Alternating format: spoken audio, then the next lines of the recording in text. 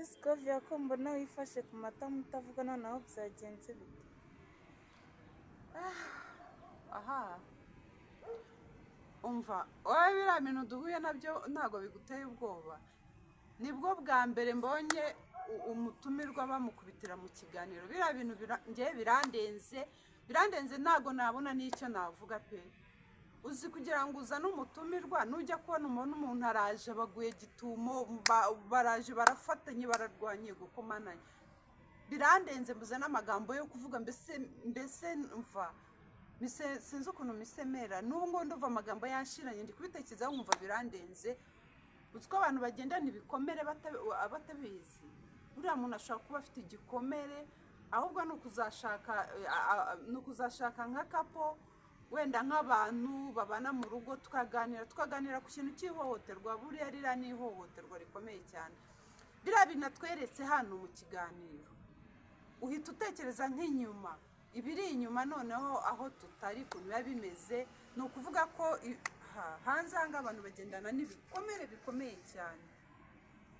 Urumva bye birandenze ntushyiremo amaguru. Birandenze nabuze n'amagambo yo kuvuga. Uyigire igice ntushyiremo amaguru. Mwana we ubu ngubu amagambo yambanye makeya mu by'ukuri. Ukuntu mbese ubundi ukuntu amenye two turi hano sinzi umuntu umurangiye nibura ari kuza akagenza gake akabanza akanibaza rerambura amaboko akanabanza akabaza ati kubera icyo uri hano kuki mwamuzanye. Mbese akabanza akamenya amakuru neza. Ariko ashaka kuba afite turoma kuza guhita ufata umuntu mu bantu ukabura mukubise ego ku mana yanjye sha abantu banza ngano kuri barimo barahohoterwa. Ni ihohoterwa rikabije. Mbere yuko bakunzi bacu badukurikira mbere yuko tubagezaho ikiganiro mubanze mureke tubasabe mudukorere like, share, comment, subscribe.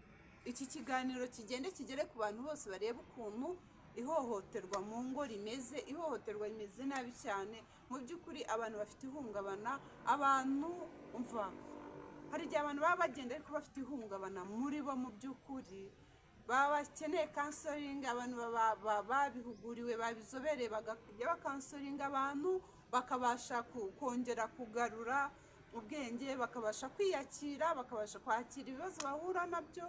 Kuko hanze aha abantu bafite trauma ugasanga umuntu mu mutwe yaracanganye ikiwe ugasanga umutwe biriya bituma ugira umutwe wa hato na hato urwara umutwe utarangira guhora wigunze ubwigunge kandi ubwigunge butera trauma. Ushaka guhura n'ibibazo hanze aha ngaha aho uba aho ugenda ugasanga umuntu arahari kandi adahari. Mu by'ukuri ugasanga umuntu arahari adahari. Ikibazo cyo guhungabana ni ukuri ni ukugishakira abantu babizobereye bakajya bakansoringa abantu. Ni ugushaka inama z'uko umuntu yakwirinda trauma z'uko ushobora kwirinda ibintu biguhungabanya ukongera ukiyakira ukabasha kubibamo kwakira ubuzima busanzwe. Kuko iyi si dutuye nta na rimwe wenda niyo tutavuga mu ngo uko byagenda kose iyi si dutuye iriho ibibazo bitandukanye bihungabanya abantu. Rero kubasha kubyakira kubasha kwiyakira ukakira ubuzima urimo. Kuko uko uyu munsi ibyo wahuye nabyo bikugoye ejo ubona ibirenze ejo ukabona bivuyeho ejo ukabona biragarutse. Iyi si dutuye irimo nabyita ko irimo umweru n'umukara. Ntabwo ibintu byose biba biri perfect. Ntabwo ibintu byose biba biri byiza. Ntabwo wahora unezerewe forever. Ntabwo bibaho. Iyi si ntabwo yagukundira. Rero reka natwe tuyibemo tuyifatire ingamba tubashe kwiyakira tubashe gukorana nayo tubashe kuyituraho tubashe kumenya uko tubana nayo.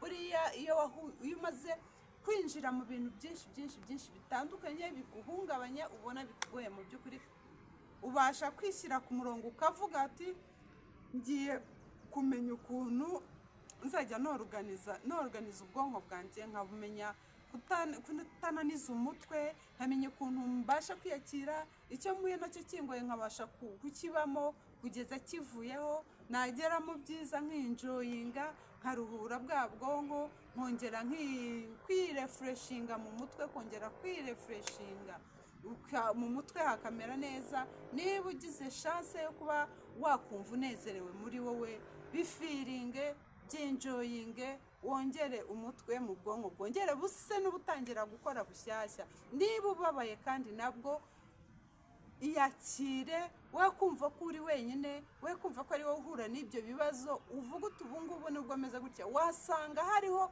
umuntu urenze uko ngewe meze uko ngubu. Burya hari ukuntu uganira n'umuntu mukaganira ukamubwira ibibazo uhura nabyo, noneho nawe yaguha feedback yakuganiriza, ugahita wumva noneho wowe akurenzeho. Reka mbaho urugero, ni nk'uko ushaka kurwara, kumva urwaye umutwe ukajya kwa muganga, nyamara uvuga uti uyu mutwe ndwaye ntabwo najya muri farumasi ngo nzagure ibinini binkize ko ndumva umutwe umereye nabi. Ufata iya mbere ukajya kwa muganga kugira ngo barebe ikigutera uwo mutwe. Noneho iyo ugeze kwa muganga ukabona abo basunika mu kagare, ukabona abo bazanye barembye, ukabona abantu bararembye, uhita uvuga uti kumbi ngende muzima, iyo nkigurira imiti muri farumasi nari kuba rwose meze neza. Uhita ubona hari ibindi bikurenze kwa muganga, nyine ukabona hari abakurenzeho badafite kwihangana. Icyo gihe uhita ukira, ukumva urakize, ukavuga uti niyo menya burya nkaza kugura imiti nari kunywa nkaba nakize.